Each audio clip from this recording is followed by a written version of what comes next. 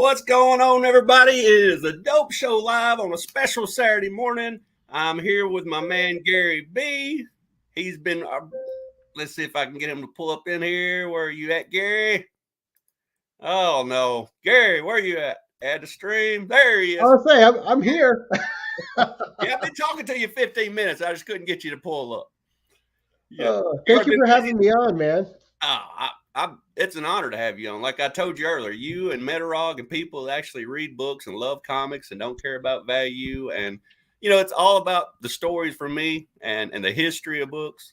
And that's the kind of stuff I love. I don't care about stock or, you see people treat them like stocks and this book sold for $45 less than that book did last week. And I don't care. I'd buy my books if it weren't worth anything. Oh, same here. Yeah. People ask me all the time, if comic books went down, what are you going to do? I'm going to buy more. So keep reading. Yeah, then it's a great time to collect, right? You can afford more. I'd have my Hulk one tomorrow if that happened, So right. And that's sometimes the good thing about being a niche collector, because some of those niches, they don't cost a lot, and you can get all these great books and great reads for low prices. Like when I put my whole Conan the Barbarian collection together, this is before they started popping. I got the whole 275 issues, the 12 giant size, the 12 annuals, the 5 giant size. I got all the treasuries, but most of those I put together for 50 cents a book. That's cool. Yeah, I was just finding them. Yeah. That's kind of how I did most of my Conan. A lot of my Conan I bought early on, and I bought lots. And if I had to. So what? It's still cheaper than just buying them individually. Right, and the thing too is, they're easy to find in near mint shape. Most of them, they're just because it was printed so much back then. They're readily available. Yeah, not so much now, but yeah, you're the Conan expert, and I'm the Conan idiot. I started reading Conan maybe 2 years before COVID, so about 2018, and I really loved everything. But I remember finding during COVID, I found the big magazines. And they were cheap. The Savage Swords. Yeah, and there wasn't nothing new coming out, and I wanted to read, and I could find them for about $2 or $3 a piece. The artwork's amazing in them. Oh, and the covers are incredible too. Yeah. I don't think we'll ever get them splash pages like we saw in back of those books because right, and it's hard to find those for $2-3 now. Now you're paying $5 to $15. Some of them are $100. Yeah, especially 192 with that one cover with the shark, just because it's a shark on it. Yep, I got that one. Yep. It's one of the best covers of all time, I think. It's one of my favorite covers. And number one is when I started collecting the Savage Sword back again in 2019, and I completed that run. But that was you could get the first issue, Savage Sword 1, for $20. Now it's like $120, $130, $40 book, and if you slab it and it's a 9.8, it's $1,000. Yeah, I love it. I love reading all of them. I don't know what it is. I fell in love with Jason Aaron's run. Just the 12 issues. I think that's a great place to start because, it introduced you a little. Each book was like his own story, but they were still hooked together with the Crimson Witch. But, you got to learn about ghost snakes and this and that. And every book was just a touch on something else. Right. And, he had that good 12-issue introductory run. And then the current writer of Conan, Jim Zub, did the following 12 issues at Marvel, which I actually like that story even better. But both of them nailed the thing with Conan is you need a writer that knows how to write them. And I know you can say that about any hero, but like when you watch a Conan movie, they always dumb him down some. Conan was never a dumb character. Conan is very smart. Conan's able to read his environment instantly. He's able to assess his enemies in a room, knows what's going to happen. No matter where he went, he became the leader, whether it was the Kozakis in the desert, whether it was an army in whatever cities, an army general in whatever city he was in at the time. Conan was always able to assess, move up, and overcome. And the writers that write Conan best, they know he's smart. One of the main things about him is he has a will to survive that won't be squashed. No matter what, and he's willing, and if he thinks he's going to die, he's willing to sell his life at the highest possible cost to the enemy. Yeah, but he won't back down. He knows when to retreat, but at the same time, and it showcased that in the first issue of the new series from Titan Comics, if there's someone there and he can help them, at least free them, and it might cost his own life, then he'll go fight side by side with them and sell his life at the highest cost to the enemy possible. And Well, also when he works best is when he's the dichotomy to Civilization, right? Because the way Robert E. Howard wrote them, and the way that writers like Roy Thomas, Jim Zub, Jason Aaron write them, that works best is Conan's a barbarian, right? And he's looked down upon for it. But he has a code of ethics, a code of honor, and he has certain lines he doesn't cross. Whereas you go to Civilization, and it's often more barbaric than he is. The way they treat people, the way they'll sacrifice and torture others, and the way that they'll slaughter others wholesale to get what they want, which is not his code at all. Mm, yeah. And you was talking about that one run. That's just with the possessed sword, when it looked like the lightsaber. Yeah, Yeah. I love that run too. I just wish it had been more like a barbarian sword instead of a saber. it was, but it was cool. There was one issue that just epitomized Conan never his will to survive. When the one girl was when he was locked in that cage, and the one girl was outside it who was going to help him, and then that panther was coming at her, and he still found a way to kill it and save her while still in the cage, and just his will to survive. I'm like that right there just epitomized the character of Conan so well because he's got valor to him too. Like he does not like if Conan enters and whether it's like a regular citizen that can't defend themselves or a woman that's in danger, if he sees them and they're being picked on, Conan will stand up for it. He'll go there and he'll stop it.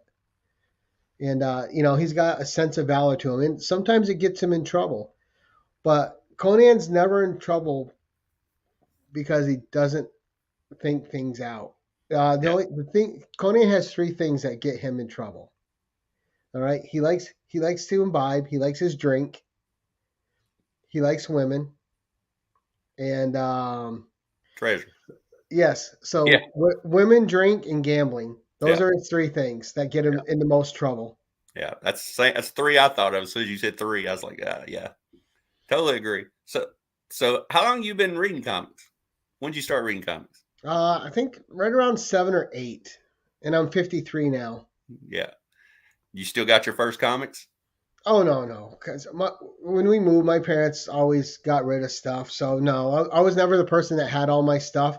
Yeah. And even I went through a couple different stages of collecting, and every time I moved, I would, I ended up getting out of the hobby a few times and sold it. And it wasn't until 2000. And one of the reasons I got out of comics a few times too were just bad LCSs. People that treat you like you're going to steal something when you walk in the shop.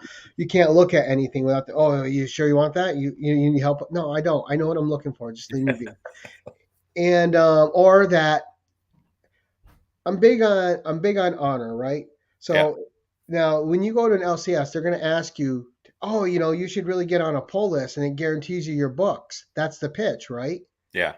And then all of a sudden you go in there, you go to get your book, but hey, that book that week is now a $20 book, and because there's a new character in it, and all of a sudden it's not in your pull list. Oh, we sold that. It was going for more. We had to, no. Yeah. You asked me to make an agreement with you. I did. Your end of that bargain is to have that book available to me because you asked me to have a pull list. I agreed to the pull list, which guarantees me that book at cover price when it comes out. So I had a few LCSs screw me over with that, and when they did, I instantly quit them. And both times I was so frustrated, I got out of comics. And then I found Rhino's comics when my kid was 2. So and well, two or three, and I brought my kid in there. I'm like, it was just this little in the back of a plaza comic shop. And I brought it in there. They had toys and stuff, and they had a bunch of comics. And I took my kid in to get him something. And the owner was there. His name is Chet. Plus, he had a couple of staff members on, Ken and Mike. But right away, you pick up a book. Oh, take it out. Take a look at it. Read it. See what it's. Never. Don't touch this. Don't touch that. Oh, thank you. And thank you so much for you and your kid coming in. Gave my kid a little toy. Yeah. Just treat, because some comic shops, you go in there with your kid and all of a sudden everybody's watching you. Yeah. No, comic shops are supposed to be magical experiences for children. Yeah. Yeah. Because They're supposed to be able to walk in there and their imagination's supposed to be able to run wild. Yeah, you want that next generation to be hooked on comics too. Right. And, and Chet understood that. And Chet treated my kid like a regular person. His staff treated my kid like a regular person. They let him look at stuff. They gave him a toy. And then he hit me with the big news. Oh, Conan's back at Marvel in 2019 after a while. I'm like, what? And then I'm like, all right, looks like I'm getting back in. Yeah. Yeah, that Al Pacino moment. Every time I think I'm out, they pull me back in. Yeah, I think most collectors do that. I got out. I don't have any of my original comics. I know a lot of people like that, and I think it's just like you plant the seed at early age, and then Right. So. Well, that, and I don't understand people who know what their very first comic is. Dude, I started reading so young, I would have no memory of what my first comic is. Now, I knew I read Conan, and my dad, I don't know where he got them from, but he would bring it home a box, and there was like magazines in it, Savage Swords. I loved them because I'm reading Conan, which is a character I loved, but also they were kind of adults. So you kind of felt like you were getting away with something as a kid, right? Yeah. Yeah. Well, I shouldn't be reading this, so it's kind of taboo, and you're having fun reading it. Yeah. But it was great. And then in the Savage Sword book, they could show the violence you couldn't show in a regular comic with the Comics Code Authority. Because back in the day, you never actually saw anyone getting run through with a sword or anything like that, or you never saw the head getting cut off. But in the Savage Sword, you could, because there was no Comic Code Authority for magazines. And you might see a pair of boobs here and there. Yes, and yep. Plus, you get to see some boobs here or there, right? Which is never upsets anybody. Yeah. But so it's great. But Roy Thomas was my introduction to Conan, and from Roy Thomas writing Conan, doing it so well, and with great artists like Barry Windsor Smith and John Buscema, well, that led me to find and seek out the Robert E. Howard stories. Yep. And after that, just read Robert E. Howard. I read the Conan stories all the time from Robert E. Howard. I love them. And but I also read his Solomon Kane. I also read his King Kull. I also read his Bran McMorn, his horror stories, his Swordswoman, Dark Agnes of Chastelon. So I read all of this stuff, and I'm a huge Robert E. Howard fan. But I wouldn't have found Robert E. Howard unless it was through the comics, I don't think. Let me ask you a question. If you won the lottery today, are you the type of person where reprints is fine, or would you try to go out and get them Robert E. Howard pulps? Well, I would try to go get those pulps. I have bought reprints, but I do have one that the Veil of Lost Women. I have that pulp in the other room in the magazine, and I have that first print of it. Yeah, that's awesome. But that's just because I love it. And now I just bought the reprint from Weird Magazines, the first Solomon Kane story. And but I'm not above reprints. As long as I can read it, I'm mostly happy. Yeah.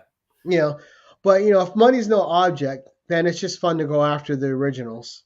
Yeah, totally agree. I dove headfirst into all that stuff. I remember my favorite book of all time was the actual official handbook. And I would go through there and highlight. Well, I've got it. I got the original handbook. The original and the reprint. But I got the one like this that I would. Oh, the Chronicles are nice. That I would highlight crap all through the book, and I was dorking out over the maps.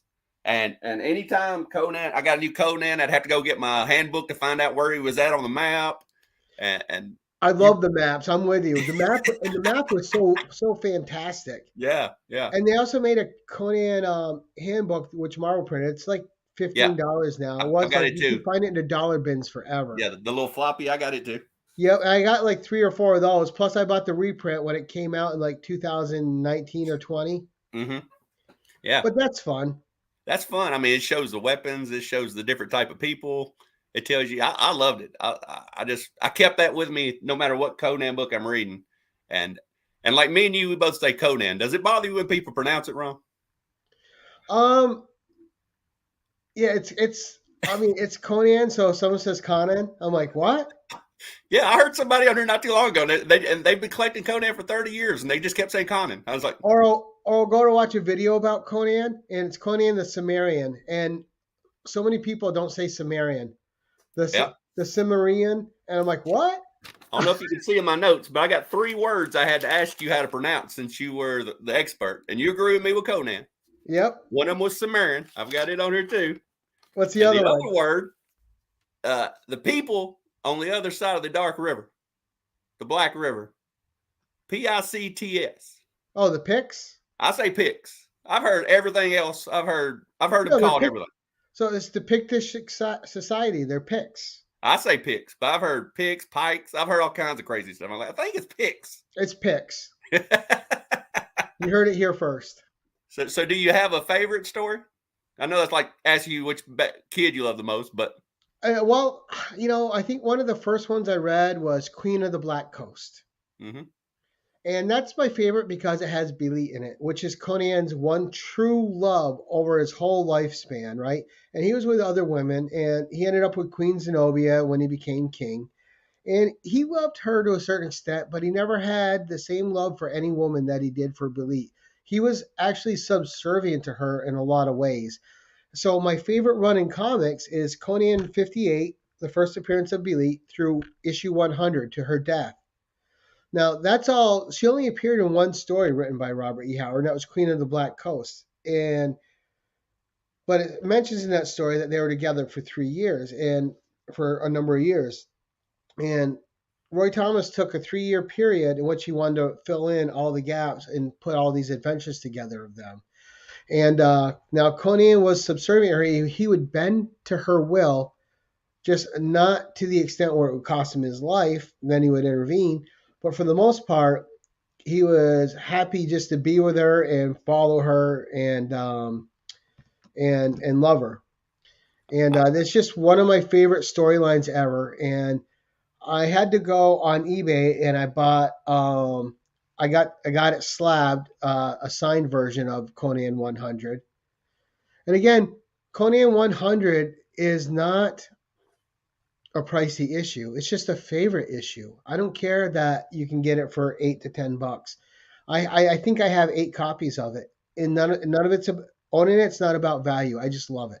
It has one of my favorite covers of all time on it.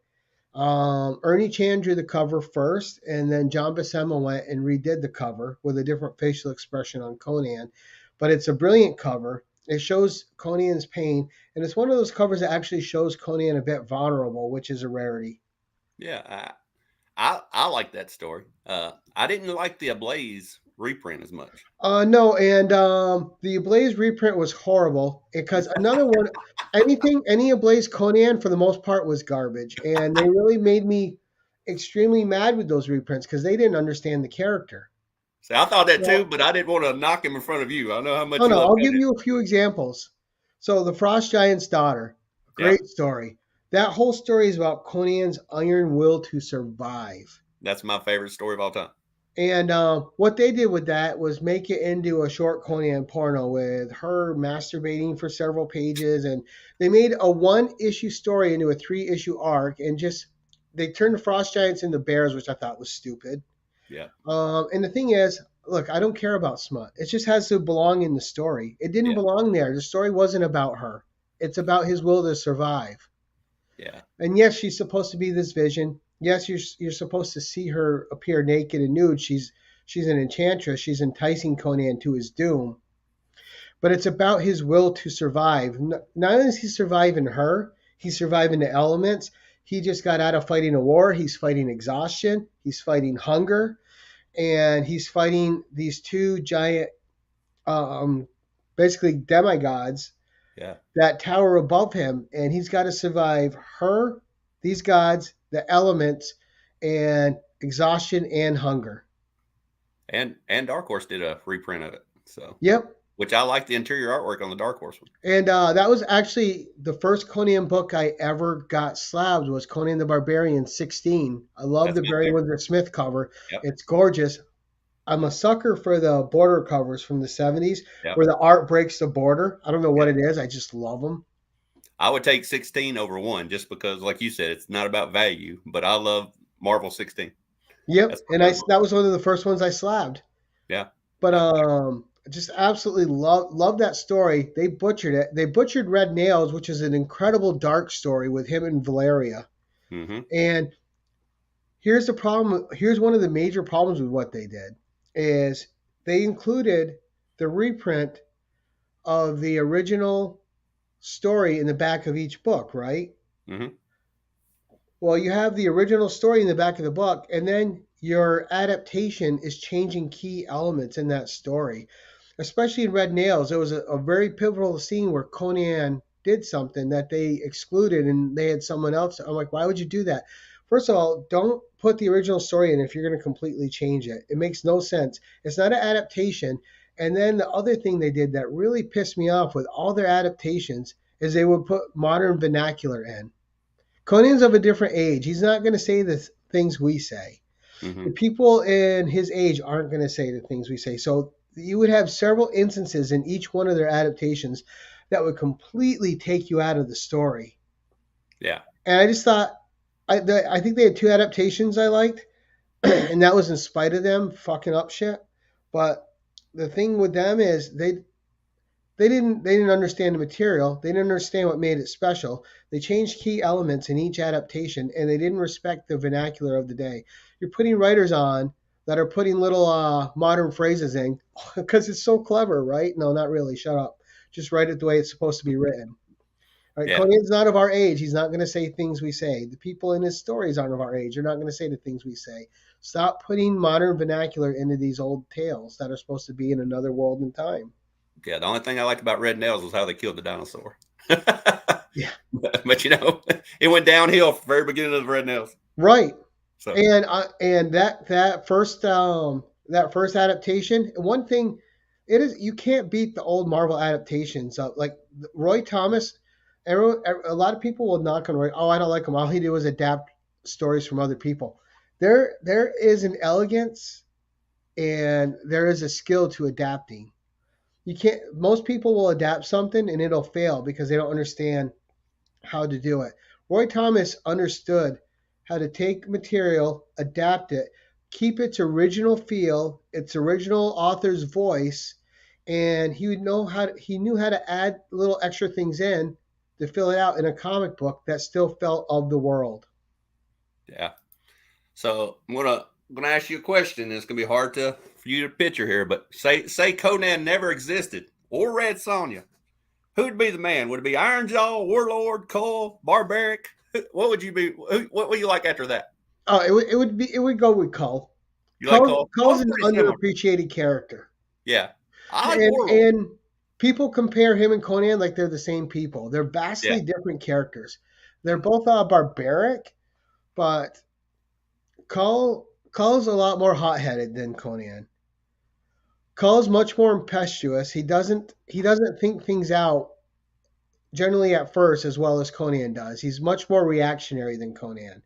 And Cull thrives best when he has a group of good supporting characters around him, like yeah, Brule the Spear Slayer, who is a great character.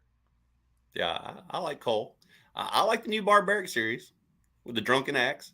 Yep, Uh, I like that too. I, I I like didn't I War. didn't know how I was gonna like it, but I think the Axe Owen is hilarious and he adds so much to it. But again, that's not trying. That's its own thing. It's not trying to copy anything else, so it Yeah, works because it's its own thing. you think it'd work like a Netflix series? Which one? Barbaric. Barbaric or Yeah, Conan? Barbaric. It could. It'd take a big budget with the axe and everything. Yeah. Now, I would like to see Conan as a series instead of a movie. See, I'd like to see King Conan now that Arnold's older. Yeah, but oh, and here's the thing. I like Arnold's great.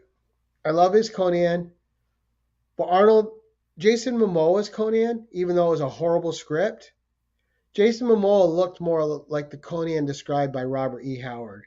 Because this is a guy that could scale towers that nobody else could scale, that barely had finger holds in it, anything like that, right? He was Yeah. lithe, limber, and he could perform these feats that no one else could do it. That's why he was able to get in and get these jewels and stuff like that. But the Jason Momoa Conan looked a lot more as the description of Robert E. Howard. The script was horrible. Arnold had the benefit of better scripts, and Arnold portrayed the Conan that was written great for what was written for him. Hmm. And he added emotion, he added strength. But I don't. To me, we haven't seen a true Conan on film yet. Yeah. And because in all these things, they're mixing genres. because all the people that are making these movies are combining characters of Kull and Conan together, villains from each series together, and they're not. You have all this material from Robert E. Howard. Why would you just not adapt one of his stories into a movie? Why you keep feeling the same thing to reinvent a character that doesn't need reinvention? Totally agree. And there's like that's why I want to see a Conan series with a Game of Thrones or The Witcher budget, right? Now Conan was many things in his day. He was a thief. He was a leader of the Kazakis. He was a leader of different bands. He was a loner. He worked with Red Sonja. He worked with other people. He was a general in armies. He was a king. Conan's done a lot. He was a sword for hire for many years. So all these things Conan was, and I think the way a Netflix series would work best, and when Robert E. Howard wrote Conan, he didn't write Conan in chronological order. His stories were all over the place. Yeah. It just. But you have a Netflix series which focuses on different time periods of Conan's journey, right? Like anthology. Right. You have Conan like the first episode or the first two episodes could be the Battle of Venarium when Conan was 16 and he goes over the wall with the other Sumerians to fight the other guys, right? And then he sets off on his own because he's got the bug of wandering, not like these other Sumerians who just want to stay settled. Conan wants to see the larger world. He wants to know what's out there. And he ends up getting appalled by civilization, right? But you do that. Then you do a thing with him when he's with the Kozakis in the desert. You do the things when he's a pirate on the Black Coast, right? Or the Brackenals. All these things that Conan's done. Yeah. All the because he's been a pirate, he's been a thief, he's been a mercenary, and you can highlight each one of those through 2 to 3 different seasons of Conan the Barbarian. And by the way, he was never called the Barbarian in Robert E. Howard lore. That was made up for the Marvel comics. But he had all these different parts of his journey, which you could get a good 2 or 3 seasons out of at a Netflix show. And you could have an overall narration and even bring Arnold back for that, where he's narrating as King Conan. And then when you do those 2, 3 seasons of Conan going through his journey, the final season ends with him seizing the crown of Volusia, right? And Aquilonia, sorry, Volusia's call, where he seizes the crown, and that's where that ends. And then it leads right into another season of a King Conan series where he picks up the crown and becomes king, and then you go on his adventures as a king. Yeah, you thought it out. Yeah, it'll never happen, but that's my theory. Yeah, I do the same thing. I sit in bed at night with things I love and just think about them and how it would work out and this and that. And that's the thing about Conan. I think the worst Conan is probably the pirate Conan for me. My favorite is with the Picts. I like that Conan. Yeah. There's so many different Conans, There's I enjoy them all. It depends on the writer and how good the stories are and the adaptations. Or, there's a lot of good original stories out there, and then there's like anything else. There's a lot of great and there's a lot of garbage, right? And there's some in between. Yeah. Well, now let's talk about this. Now I know you must be very, very proud of this. Because if I had a Hulk book and it had my name on the back of it, that's like a dream come true, Right. And I mean, when I say you're an expert, I mean they put your name on the back here and your opinions on what they thought, like Siskel and Herbert. So pretty good, And that was a total surprise to me. I didn't know they were pulling a quote from me. How did that happen? Did you get the books earlier and tell them what you think about them, or no? What I got was the free comic book day one. Okay. Which had the preview of Conan. Yeah. My LCS held it for me because they make sure I'm taking care of Conan and Red Sonja wise. And so like when the Red Sonja free comic book day one came out, that one was held for me too. So I got it and I read it and I liked that it was just an overall view. It just kind of summed up Conan's history, right? The art was incredible by Rob De La Torre. So what I did is I have something I do every Saturday called Savage Saturday Comic Review. And I review a barbaric comic, usually a Conan, but I've done Red Sonja, I've done Oddball barbaric characters, characters like Salimba or anything that's I consider savage, right? I think I did Iron Jaw back in the day. I think I did Wolf the Barbarian. So I do a Savage comic review. And so the free comic book day was a book that a lot of people couldn't get their hands on. So I sat there and I took a picture of each page, each cover, and I sat there and I read it and I put that in my Savage Saturday comic review. That way, anyone who couldn't get a hold of the copy could get the whole story, right? And I'll do that with things that are odd because my whole thing with Savage Saturday comic review is introduce people to things they might not be able to find. So I sat there and put the whole thing out there for everyone to see, so everyone could experience that free comic book day preview. And I said that quote in that video. I didn't know that anyone at Titan Comics watched that video. I didn't know it was on anyone's radar. And so I'm reading that book, and I loved it, and I shut it. And I filed it away. I'm like, oh, that was so good. That was so good. And then I got an Instagram message from Matt Woods. He goes, you didn't tell us that you were quoted on the back of the Conan book. Why not? I'm like, what are you talking about? And I thought it was Matt Woods having a bit of a jab at me, a little bit of fun. Because, we're good buddies, and he busts on me. I bust on him. We have a little fun. So I immediately go to my Conan stack, and I flip the book over, and lo and behold, there's my name with a quote. So you can die now. Oh, then I was nerding out for good. I was like, I'm on Conan, the whole 9 yards, fanboying it up. I couldn't believe I got quoted. Yeah. And I had a couple experiences throughout the week. So, I said something on that new app Threads, and Jim Zub responded to me on there. I said, Gary, if you liked issue 1, issue 2 is way better. He goes, I'm not trying to brag. It's just really good. And now I'm excited for issue 2. And then less than a week later, Jim Zub, I did a review on Conan #1 last Savage Saturday, and Jim Zub pulled a quote from that video and left a comment. And he put that quote on Threads with some other people whose quotes, this is what the critics say. And he listed me as one of the critics. So I've had a great nerd week for Conan. It's amazing. They're going to invite you to Comic-Con and let you sit at the Titan booth. Well, let's break it down. I want to break it down. This out there and sends me a signed copy, I'll be happy. Yeah. I broke it down in every department. First department, I read it and I marinated on it for a week. And the first department I put down in my notes was paper quality. It's amazing for $3.99 the paper quality. Right. Why can't Marvel do this?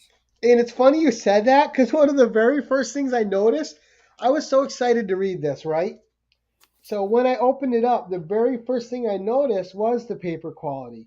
I was like, oh my gosh, this stuff is thick. Yeah. And it feels great.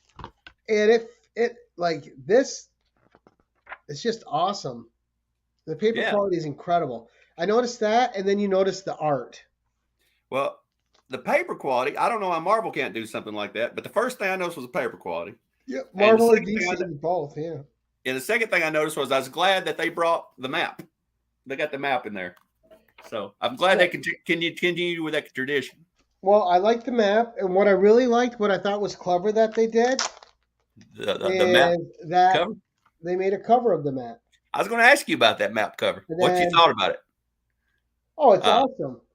So if you're a Conan fan, one of the things you love most is the map. Yeah. The map is incredible. Yeah. It's always been one of the best things because when Robert E. Howard created this world, he created a whole mythology. There's so much you can read on it. He thought it out. Yeah, totally agree. But for $3.99, you're getting a lot of good quality paper. I agree with that. Right. And if this was a book made by Marvel or DC, they would have charged us $6.99 for that. Yep. I love the ads. I love the way they put the Robert E. Howard story in the back and the chainmail. And they also show you all the covers. Yep. They took a page out of Dynamite's book with that. I geek out on all that kind of stuff. I do. I like seeing the covers, and that's one thing I've always liked that Dynamite does. And I have a lot of issues with Dynamite, but I always like that they showed all the covers. Oh my gosh, I didn't know that. I just found out something new. So I'm like, oh, I'm not in the back of this because it's a map one. what I didn't notice is if you open it up and they have the back page there still. Still I got didn't it. notice that. Yep, you're still on it. I think that's probably the most unpopular one, just because it don't say Conan or nothing on the cover. I Which think this is popular among real yeah, Conan yeah, collectors. I like it, but I think it's going to be the rarest of the bunch. And And then, that's not an insult to anyone else. Just those of us who have read Conan our whole lives, yep, the map is a big part of that for us. yeah, That's I all I love the mean. map. We were talking about the map before we even came on here. Uh, and the other thing is, this is original story. It's not a Robert Lee. It's not a Robert E. Howard story, right? It's not like a No. Blaze.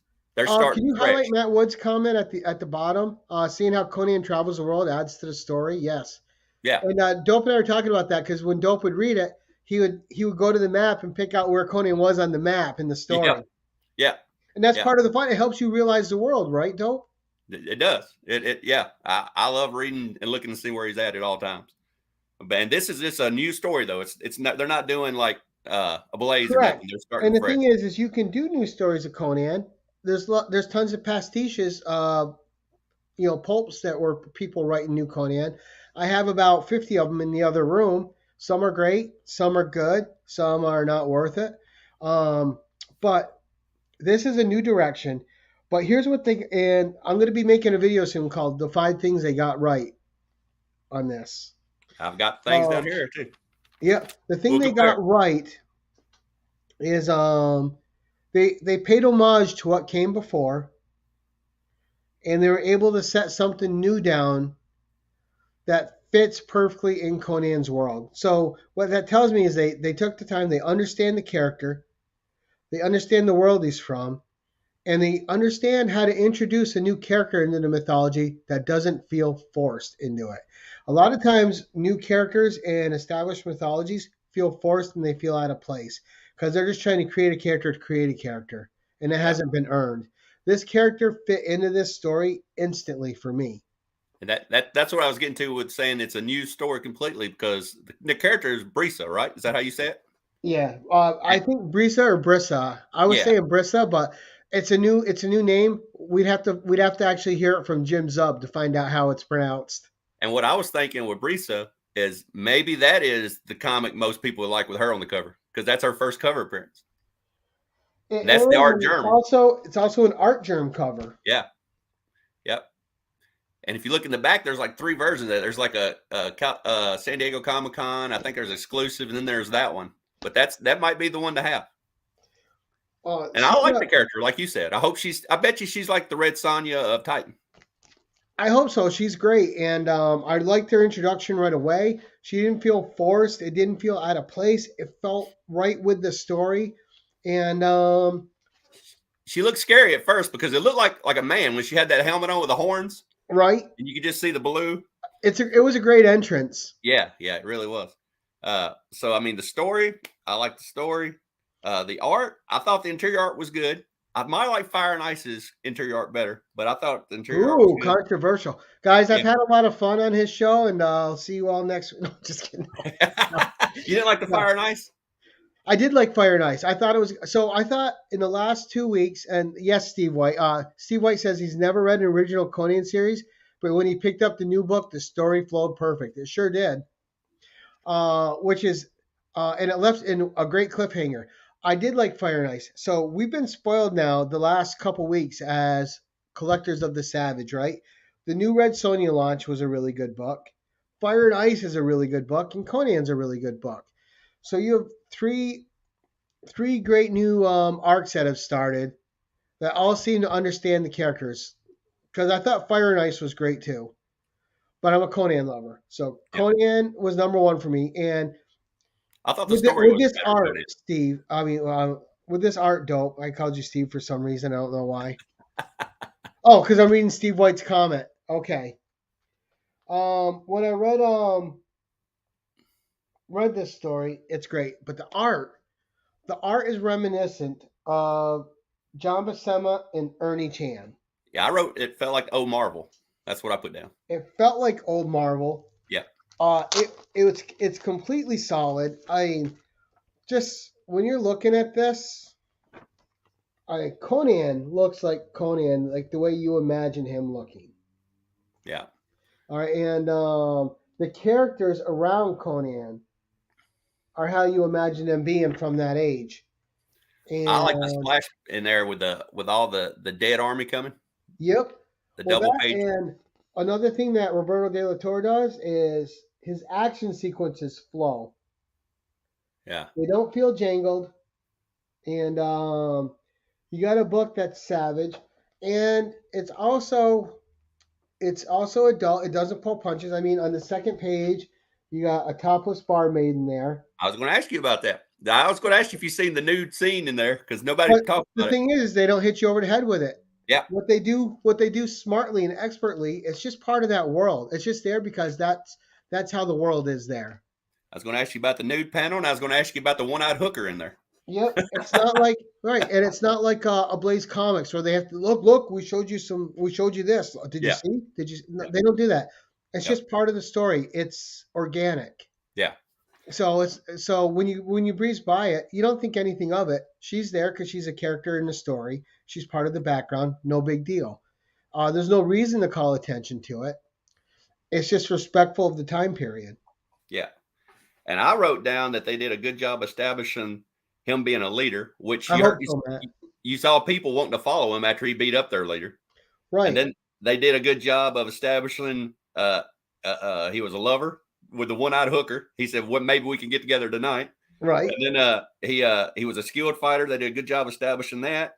And he was fair because he paid for his meal and showed, even though I just destroyed your place, here's your money for the soup. So Yeah. Well, because he has honor, and one, he was sticking up for two people he's not even friends with, but they were comrades in arms. So that speaks to his barbaric code of honor. and his honor whenever the lady was getting attacked and she's about dead and he still went and saved her. Right. And again, what we were talking about earlier, at the possible cost of his own life. But this is someone that tried to do right by him Yeah. and the people he was with, who tried to warn them of this impending doom. And because she tried to do something right, Conan wasn't going to abandon this fellow warrior. Yeah, he says I could escape right now, because they were attacking her, Right. but But he he didn't. saved her. So So he's got his barbaric and warrior's code of honor. He's not yeah, gonna, if you fought side by side with Conan, he's not gonna leave you to the wolves. yeah. I felt the only side they didn't really show, like you said, was his thief side. They didn't show that, I which agree, Matt Woods. which is probably coming. But and I felt like it had a horror theme to it. This Army of Dead, It which does. really Well, made me happy. sorcery. So in this first issue, you got sorcery, a curse, army of the dead. Now all these are elements that really play into the world that Robert E. Howard developed for Conan the Barbarian, right? Yeah, And the stories work best when there's those elements in it. But those elements never overshadow Conan. yeah. They create obstacles for him to overcome, but they don't overshadow the character itself. And I thought when we did this review, you would be all Conan and I'd have to be the bad cop, but I really couldn't find anything wrong with it. The only thing I could find wrong with it, which I hope don't happen, is every time I get hooked on an independent comic book, there's big delays in between issues, and that will stop the momentum of the story. Right. Well, I I hope think that's when they got it locked down for a bit. I hope they continue to put them out every month because it's a great story. You're right. There's Oh, other books I read and oh, I'm like, well, I love Sun Eater by Heavy Metal. I don't know if you ever read Sun Eater, but no. it was a savage story. And you might get one and you might not get another for 3 months. It's like, well, this defeats Right. Then every you. time you get it, it's like, oh, I got to go back and read the other ones again because Yeah, I don't yeah, remember what's going on. yeah. It totally, you lose momentum. So I hope Titan keeps it up. You know anything else about Titan? I looked them up on the internet and they got a couple more titles out, but they really don't have a lot. They do. I read their two gun hunting series, which I thought was really good. Crime noir. I thought they was really good. Again, touch of the sensual in it, but they didn't beat you over the head with it, and it fit the story and the character. Right. I just got their other new series, Heat Seeker, which is in the gun hunting universe. But what I'm really excited for from Titan Comics is they have the other properties of Robert E. Howard. So we're going to see some Solomon Kane. We're going to see King Kull.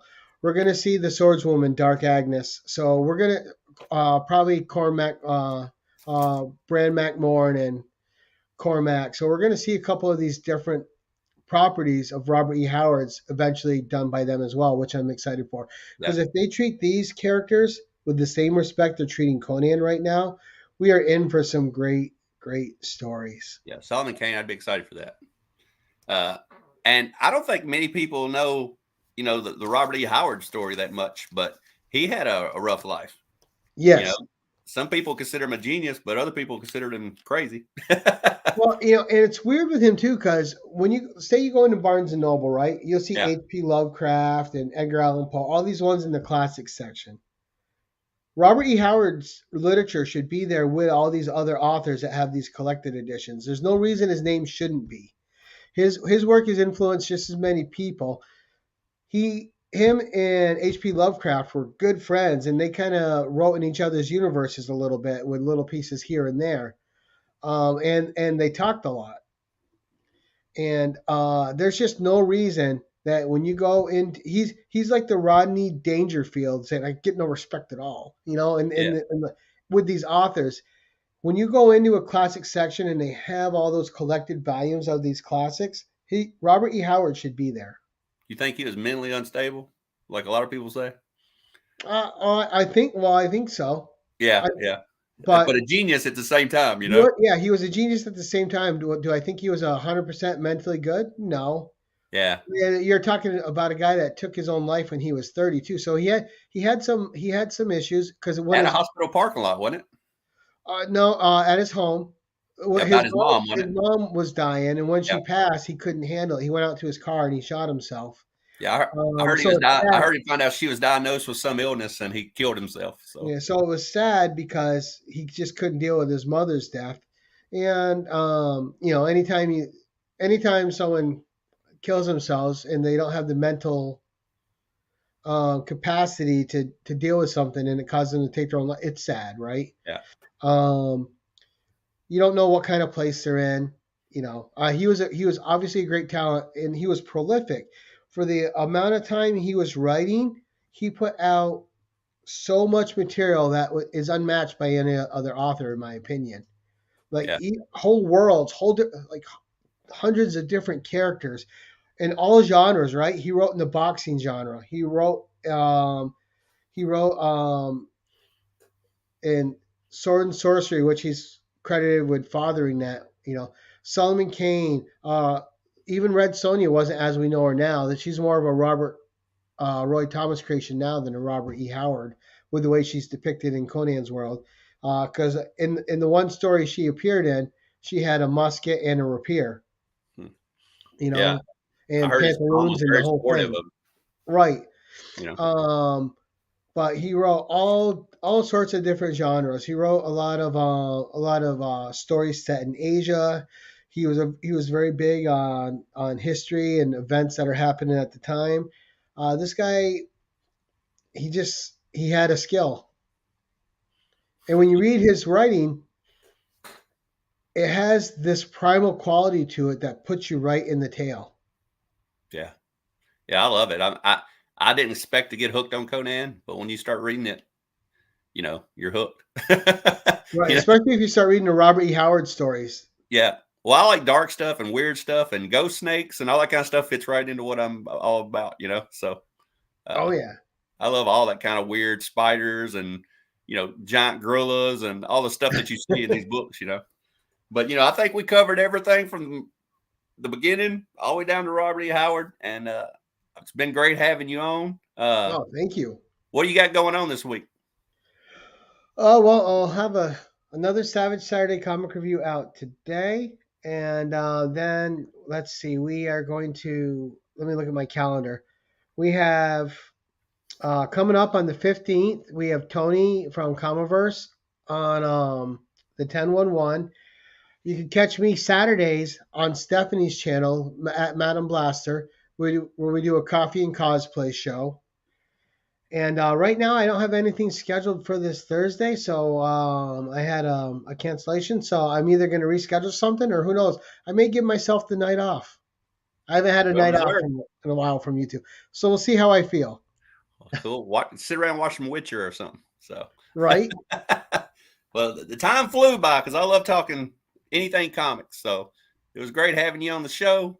I had a blast, dude. This was great. Thank you. Well, anytime you want to come on. We'll just talk comics, Hopefully, especially I didn't take Conan it Revenge. over on you. And I'll be on your show in a couple of weeks. You will. Yeah. So For your I've been on there second before. appearance on the 1011. Yep. So I'm excited. I love to nerd out and just talk comics anytime. But let's get off from here. I told you I wouldn't keep you long. It's been 50 minutes, and I know you've already did a double duty today. So enjoy the rest of your day, and we will see y'all again. All right. Thank you, guys. Take care. Keep it casual.